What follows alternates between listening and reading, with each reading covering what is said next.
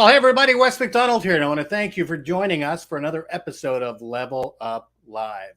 And you'll notice my best friend, Kenneth Edmonds, is not here today because he is on a cruise ship out there in the world. Sometimes he's able to join us, but apparently he's on some pretty heavy rolling seas, so the internet connection is not good enough for us, for him to join us today. So, Ken, wishing you well out there, and look forward to having you back on Terra Firma next week. And hey, everyone, just remember, as always, we love your comments, so make sure you leave them if you have any questions. Join the conversation. It's much more fun that way. So as we move through today's session, I'll be looking out for you. And, you know, this is the time of year right now where we are making resolutions. We're starting to try and wrapped up to finish off strong and really to keep an eye on what next year is. And I'm really excited to have a special guest here today, Stephen McGarvey, who I'm going to bring on in a second. #1 Wallstreet Journal and USA Today best-selling author. And we're actually going to have a look at some of the concepts that he's put in one of his books, Ignite a Shift, as some other things to help you get more on track with how you are moving through your business life. So without further ado, I'm going to bring in Stephen. Hey, Stephen, how are you? Hey, Wes. Excellent. How about yourself? Oh, no complaints at all. And I'm super thrilled that we get to have this conversation today. And hey, I'm going to jump over to something where I always ask folks that log in to look for, let us know as they go throughout the show, is where are you watching from? And when we spoke a little bit before we went live, we're actually not too far from each other. So where are you joining us from, Stephen? Oakville, Ontario. I love it, eh? A fellow Canadian. Hey. Yeah. Yeah, we've had like unbelievably non-Canadian weather though so far this winter, right? That I know that they were predicting us on the forecast that you might be getting some Thursday and Friday. We got a little bit of snow the other day, about 1.5 inches. It's still lingering around, but it's like you said, very mild in comparison to what we normally get. Yeah, it's crazy, right? So I do a lot of work with Tiger Paw Software. A big shout out to my peeps down in Omaha, Nebraska, right? And they've had much more, winter than we have, so far, right? So the world is, definitely feeling a little bit upside down. And look at that, we have someone else joining from Oshawa, Ontario. And April Carroll, thank you very much for joining in the program today. April Carroll, good friend of mine, excellent person. Well, that's great. Well, it doesn't come better than that. So thank you very much for joining in today, April. Yeah, and maybe you can give us a little background. I'm just going to pop up a page that actually shows your book for just 1 second, because I think I'd like people to see this and really think about ordering it. So if I can actually do this, let's see here. Technology is always wonderful when it works. Yeah, and as I said before the program, I'm not 100% today, right? I had my booster shot yesterday afternoon, and my brain is slow. So things that I think I should be doing on autopilot are just like, wait a minute, there's a step I'm missing here, right? So yeah, that's great. So maybe you can tell us a little bit about what you do, what the book is. Yeah, for sure, Wes. We're a small boutique consulting company, and we specialize in persuasion and influence. And so the book is titled Ignite a Shift, and the tagline is engaging minds, guiding emotions, driving behavior. So it's really focused on persuasion and influence, and how do we understand the psychology behind it and be more effective at the way we communicate and the way we persuade and influence ourselves and others. I love that. And it's an interesting thing, right?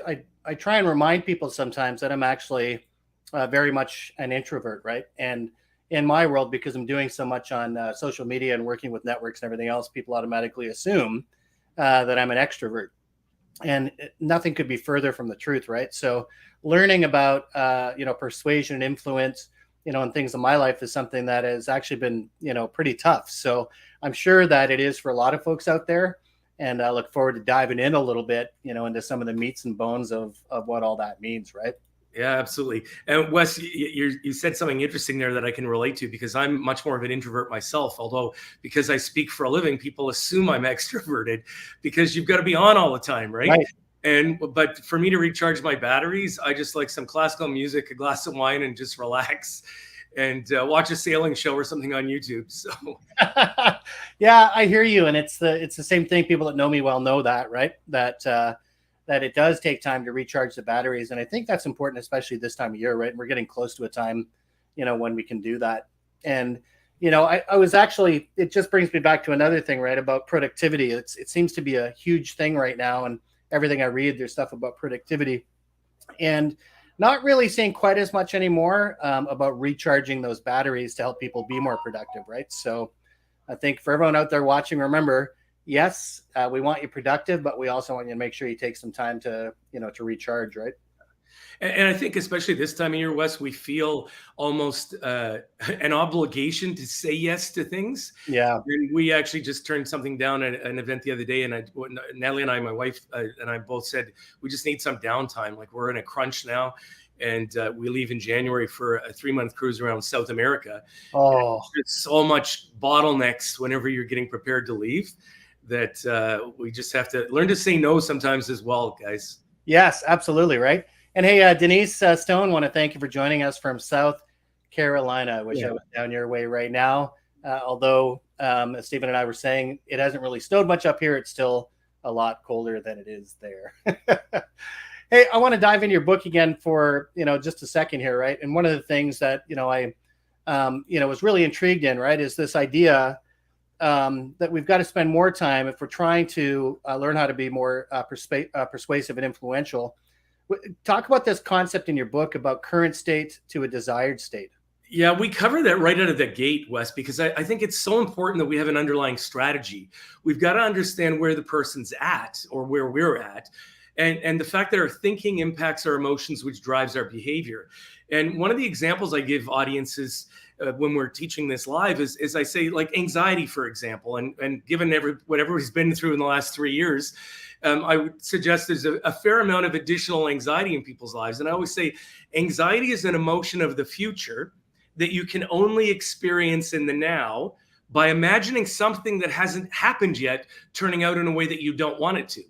And so our thinking, our imagination impacts our emotional state, which drives our behavior. And the fascinating part for me is that anything that we as human beings vividly imagine, our body responds to as though it's real. Yeah. So when we guide someone's imagination, we literally impact their emotional state, which influences their behavior. So mapping that out in current state and desired state, where are they right now? How are they currently thinking? How are they currently feeling? What are they currently doing or not doing? And then what do I want them thinking? How do I want them feeling? And what do I want them doing? And once I've got that clear strategy, then I can create a better dialogue in order to engage and guide them in that direction.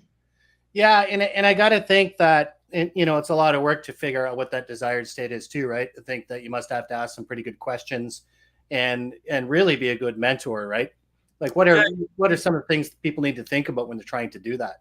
I think the first thing we need to decide is if we're coaching someone else, then it's really about what they want to accomplish in their desired state. So it's helping them, to your point, it's helping them identify based on their beliefs, their values, et cetera, what do they actually want to accomplish? And then what needs to occur to incrementally move them in that direction of accomplishing that and keeping them focused. So we look at things like well-formed outcomes and making sure that we coach them.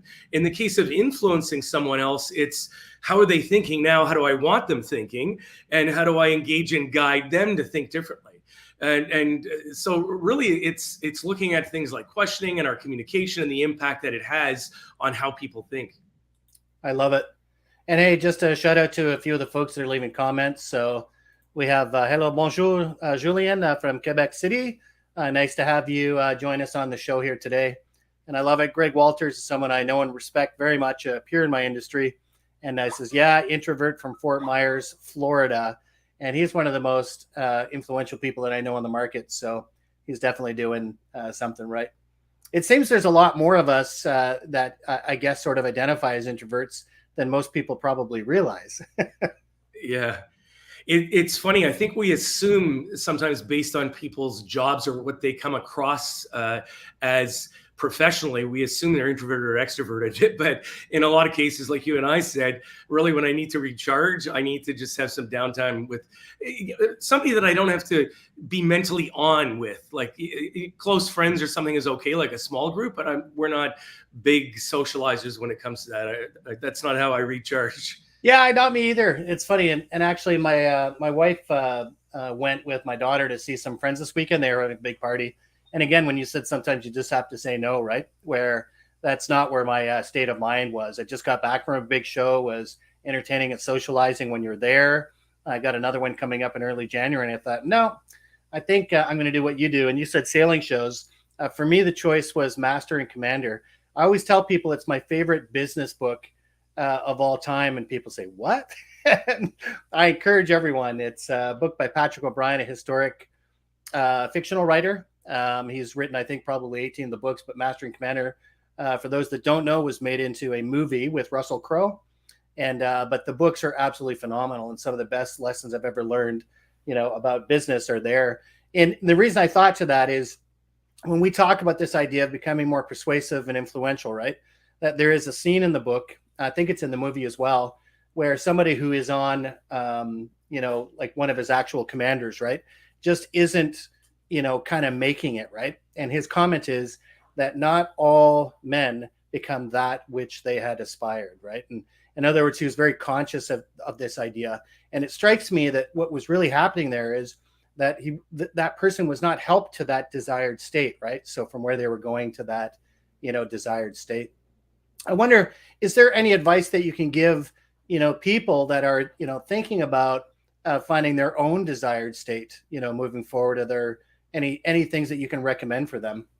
Yeah, absolutely. I think goal setting is one of the key things is, what is that desired state? Because if we don't identify it, then we tend to drift aimlessly. So I think one of the first things, especially this time of year and approaching the new year, is really map out some of your goals and make sure they're in alignment with your beliefs and your values. And then look at how do we incrementally move in the direction of those and create a strategic plan. And I think that's, one of the most important things that I've seen. If I look where I started and look, what we've managed to accomplish, I never would have believed we've gotten this far. But you just take baby steps and follow the next step, and the next thing you know, you've accomplished more than you thought you could. So I would encourage people to really. I always call it the blue sky thinking, right? If you had a magic wand and could accomplish anything, what would that anything be? And then start to map some of that out for the new year. Yeah, I love it. And this is the perfect time of year for, beginning to really, think in that direction, right?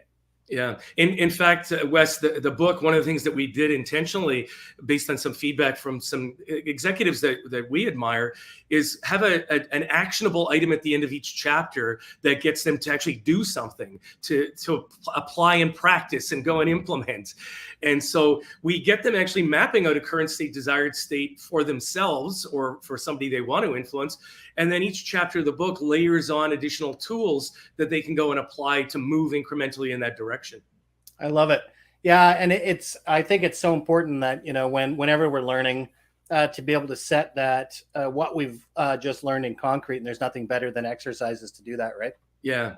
And the other thing, Wes, just I think one of the key things, someone asked me the other day on a podcast, what were some of your key learnings in writing the book? And for me, one of the key things was just recognizing, I know this will sound cliche, but recognizing the value of a team and having the right people around you. Because as you and I were talking just before we went on air, I've got more weaknesses than I care to admit. So it's recognizing what those weaknesses are and plugging people in that have those strengths around you. And it's amazing what a team can accomplish. So, the book is really a team accomplishment as opposed to my accomplishment. Yeah, there's a great story that I was told very early on in my selling career. This was when I was in my early 20s. I don't know if it's true, if it's urban legend, but you know what they say, why ruin a good story with the truth, right? But it's a story of Henry Ford. And, during his time, the journalist community, the media really did not like him. And they were, dead set on proving what an idiot he was, right? So, I'm not sure if they, liked businessmen at the time, and certainly with the Industrial Revolution happening, that must have been some huge change, right? And so they said to him, they said, look, we're going to interview you and, prove to the world that you're not, as great as they think you are. And he said, well, okay, I'm open to that. So come in on Tuesday at 11 o'clock. So Tuesday, 11 o'clock, Henry Ford's in his office. All of the journalists show up, the newspapers, and, they're getting ready to question him. And he says, oh, okay, if you guys are ready to start, just give me 1 second. And he opens up a door, and in walk 11 different people, right? Engineers and, people that are doing stuff for, the vehicles and science and everything else, his legal team. And they said, no. We said, we're here to interview you. And his response was, well, you can't interview me unless you interview this team because they are me, right? Like, So again, I don't know if it's urban legend or if it's if it's a true story, but I love that. Just Yeah. the true value of teams, right? Yeah, it's so true. And I think the other thing is showing appreciation for those on the team. I think sometimes from a leadership perspective, people are keen on taking the credit as opposed to sharing the credit. It costs nothing to call somebody and say thank you, or to, even on LinkedIn to post the kudos or something along that line. And it goes a long way. People put in their discretionary time and effort when they feel valued and appreciated. Yeah, and actually you just struck a chord there, because I think in order to be influential, you have to do those things, right? And I know that we have like a new person on our marketing team over at Tiger Paw, phenomenal writer, and I read one of her content pieces and just sent a note saying, hey, by the way, I went through your piece, it was amazing, right? And then just a few points that I liked in the thing. I didn't realize this until I spoke with the person that runs the marketing team. She said she was on cloud 9, right? That to get that kind of feedback. That wasn't required. It wasn't like somebody said, can you please give them feedback? It was just, I think as human beings, that's kind of the things that we need to do more of, right? Yeah. Yeah. And it's free. It's just a little conscious thought and effort, and it pays exponential rewards. Oh, I'll tell you, it just raises another example. And this one was one that I was extremely grateful for. So like you, I do a lot of, consulting. And one of the things that I'd done for years before video was actually just blogs, right? So I was writing like a blog a week. And sometimes you just think that stuff falls into the ether, right? That, maybe nobody's getting it. And I had a sales manager from a company reach out to me and say that they started their Friday meetings with my blog because they were so on point for what they were doing as an organization, right? That's the only time I've ever received that kind of, thing from somebody to that extent. But it's still, to this day, I remember it, right? It's, it drives you to keep doing what you do. Yeah, absolutely. Hey, one of the other things that I did see in your book was this idea of deletions, distortions, and generalizations, right? Maybe speak to that concept a little bit, sort of how we start with information, how we start with thinking, and what this does, right? Because initially I thought maybe these were bad things. But I think in our conversation, you said they're much more than that, right? That they're actually a human condition. Yeah, so these were basically modeled after a marriage and family therapist named Virginia Satir. And she was world renowned for getting fantastic results in the context of marriage and family therapy. And when they evaluated what she was doing, she was identifying in people's communication what was deleted, distorted, and generalized, and asking the appropriate questions to recover and clarify the information. And so whenever you and I were first talking about this, just before we jumped on the live stream, I don't know if you noticed, Wes, but I actually had these green glasses on. And then I switched them because I knew you were going to bring this up as part of our conversation.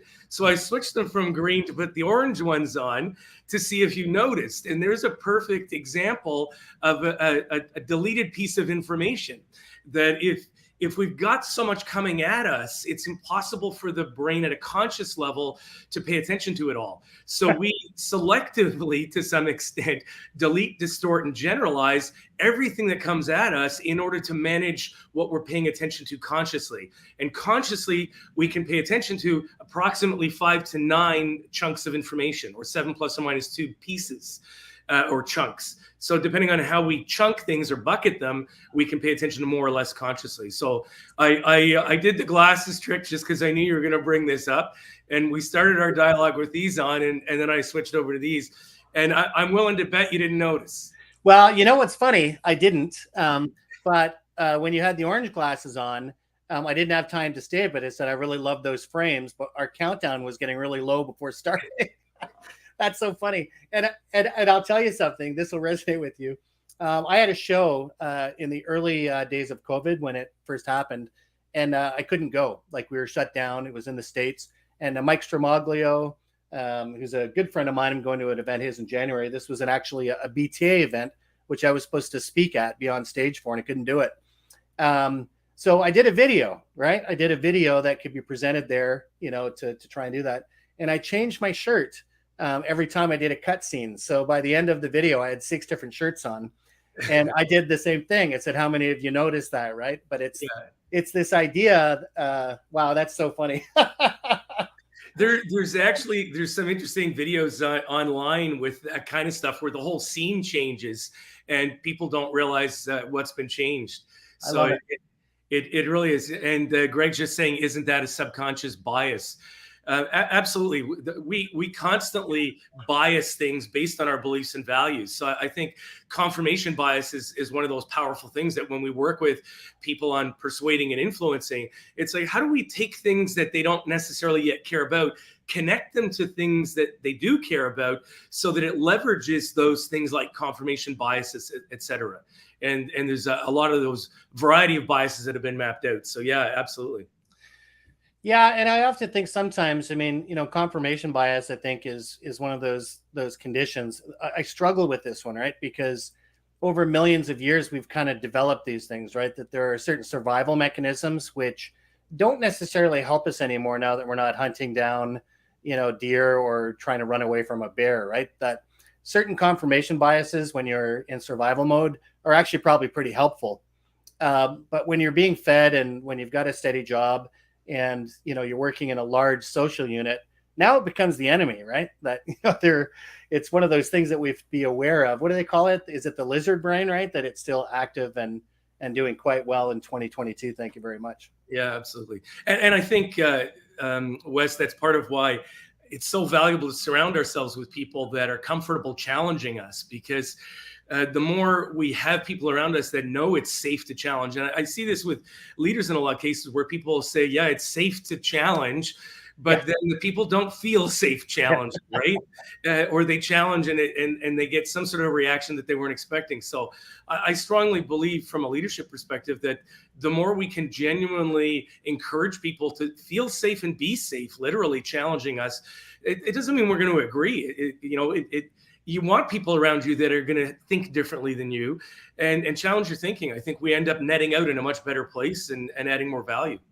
Yeah, of course we do, right? And I think James Foxall, remember this story. This was back actually before I worked for Tiger Paw, and we were partners. And I love telling this story. Have you ever heard the expression "cold enough to freeze the balls off a brass monkey"? Yeah, I have heard it. Okay. Well, I was convinced because people had told me that the reason being that a brass monkey actually looks like one of those pool ball, frames, the triangular thing that holds the pool ball.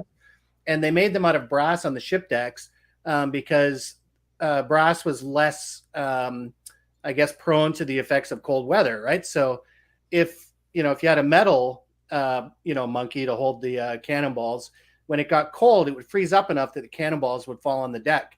Whereas brass didn't really have that problem. So when they said if it's cold enough to freeze the balls off a brass monkey, it's really cold, right? I told that story for years because I believed it. And it was James Foxall who came to me. It was like a day later and he goes, "Wes, that story you're telling, it's not true." It's like, what are you talking about? Of course it's true, right? But, because that distortion in my brain, right? I believed in it so much. But like you said, at least once that came forward, I was like, I got to stop telling that story in the same way. I still tell that story, only now laughing at myself for not having the facts, right? But, I think that's a danger these days, is that I'm seeing a lot more of that where people are really stuck in those distortions and almost hold on to them more than they would have maybe 15 or 20 years ago. Well, there's that old saying, Wes, that if we tell something passionately enough and with enough conviction, it eventually becomes truth. And so even a story can become something that we believe to be true if we tell it often enough and with enough conviction. But you bring up an interesting point, the power of stories. Yeah. And I think narrative and stories bring facts to life. And I think they engage people and they move people's imaginations in a direction. So I love hearing stories, even if they're not 100% true or if they're embellished, they're still very engaging and interesting to listen to. Yeah. What do they say? Nobody likes a sermon and everybody loves a story, right? So yeah, absolutely. Oh. Hey, and let's talk about this, right now, because at this time of year, there is a lot of stress, right? For any sales managers and sales reps for that matter, they're trying to pull in their quotas, hit their numbers, especially in 2022, after having such a weird few years, right? That there must be a lot of stress going into the end of, kind of this year, but in life in general. So stress management, why is it important when we're trying to, be better at influencing and being more persuasive? It's a great question. I think different people thrive on different levels of stress. I like sometimes having one leg on one side of the wire and one on the other, and I thrive on a little bit of stress, and then occasionally I realize I'm over the line and it's not comfortable anymore. So that's back to our conversation earlier. Sometimes we just have to set boundaries and recognize when stress is higher than what's useful. We have an equation that we work with executives on, and we various audiences, that demand divided by control equals stress. And so if we have demand, either inflicted demand, I'll put it that way. So demand we place on ourselves, or demand that our bosses place on us, or our spouses, or whoever, our kids. So we've got demand in those two areas: demand we place on ourselves and demand that's placed on us externally, divided by control. And control is, there's certain things outside of our control, which we've all experienced in the last 3 years with lockdowns and various things. And then there's the control that we have in our own mind, that we can control the meaning that we attach to things. We can control our boundaries, and we can say no. And if we take demand divided by control equals stress. So I always tell people, if the stress is too high, then you need to increase the control over either one of those external or internal things, or reduce the demand either internally or externally in order to rebalance the stress. So demand divided by control equals stress. I love it. What a great formula. And we all know what it feels like when we start to feel a little stressed. And I would say one of my problems is that I'm probably not aware of it enough until I'm pretty stressed, right? I know that my wife, for example, she's much better at that, and even seeing it in myself, right? So I love the formula. And obviously that's something you talk about in the book as well. Yeah, it's so practical, and people can actually test it. Like working with executives over the years, if any of them, if stress is one of the dynamics that we're coaching and dealing with, I get them to map that out. And sometimes it's recognizing that, hey, you can't control some of the things that are outside of you, but you definitely can control the meaning you're applying and the demand you place on yourself. And so there's always one of those two things that you can impact that will reduce your stress. It's guaranteed. Yeah, and I can say maybe that's a product of aging too, right? Is that one thing I've certainly got better at as an older individual in the workforce, is understanding what those stress boundaries are, right? And I always thought before that you had to, that it was good to do 80 hours a week or 85 hours a week, and that's, how you got things done, right? But I got to tell you, I don't do those kind of hours anymore, and I feel more productive than I ever have, right? And I think part of it is that because I'm a creative producer, that you really do need that time and understand how to de-stress to be able to let those creative juices flow, right? Yeah. And I know stress is bad for everybody, but if you're trying to do something creatively, it is an absolute killer. I can profess to that 100%. Yeah. And as I said, different people thrive on different levels of stress. Right. It's really just determining, is it above what's useful for you? And if it is, then, sit down and evaluate that equation that we just gave out, and people can really manage their stress more effectively by looking at that. Well, I love it. And hey, listen, we're getting to the end of the half hour, and I cannot thank you enough for joining us today. And I'm going to put your book back up. People can head over to solutionsinmind.com, and obviously the book is listed there. I know that you're on LinkedIn as well, that we've just recently connected there, so folks can, find you there as well. And is there any last, advice or words that you'd like to leave people going into the end of the year? I would think the best advice I could give you is think that anything is possible. And like I said earlier, if you had a magic wand and could wave it and accomplish anything you wanted next year, what would that be? And instead of, being self-defeating and figuring out why it can't happen ahead of time, ask yourself, well, if it were possible, what would the first step be that I would take? And I think as we take one step after another, it's only when we get to as far as we can currently see that we're then able to see further. And I think that would be my biggest piece of advice to people. Just anything is possible. If you want it badly enough, if you've got a strong enough, compelling enough why, you'll find a way to make it happen. Yes. And rely on that team of people to help you maintain that belief as well. Absolutely. Right? Absolutely. Yeah. Well, Wes, this has been a pleasure. I was really looking forward to our conversation today. It's the first live event I've done like this, so it's really an honor to be joined, or to have for you to have me join you on the show. I've loved it.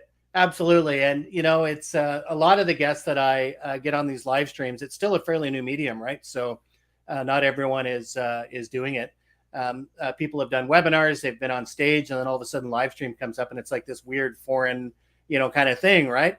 Yeah. And it's been an absolute pleasure. I feel that we get to actually have a conversation. People that get to come in, like Julian and Greg Walters and Denise and April have joined us today as well, right?